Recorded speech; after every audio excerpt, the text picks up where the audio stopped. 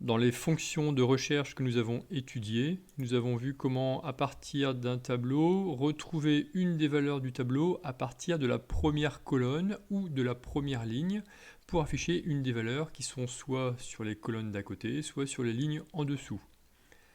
Pour ce genre d'exercice, où nous devons trouver l'intersection entre une ligne et une colonne, nous devons utiliser une autre formule, et cette formule, ça va être égal index.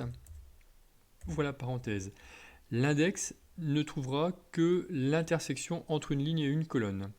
En regardant un peu l'aide que vous avez, vous devez d'abord mettre quelle est la référence dans laquelle nous allons chercher cette ligne et cette colonne.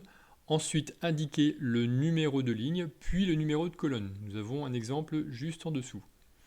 Alors, je veux trouver ici l'intersection, par exemple, de la 7e ligne et de la 3e colonne. Donc d'abord, je dois sélectionner la référence, c'est-à-dire l'ensemble des résultats possibles du tableau, point virgule. Je dois saisir le numéro de la ligne, 7e ligne, point virgule, avec l'intersection de la 3e colonne, je mets le numéro 3, fermez la parenthèse, entrée. Je trouve donc bien l'intersection entre la 7e ligne et la 3e colonne. Comme je l'avais déjà fait pour les exercices de recherche, je suis venu créer dans des cellules spécifiques des listes déroulantes permettant d'avoir les références des lignes et des colonnes. Et maintenant, je vais faire ma formule d'index. Je sélectionne d'abord les cellules possibles de résultats, point virgule.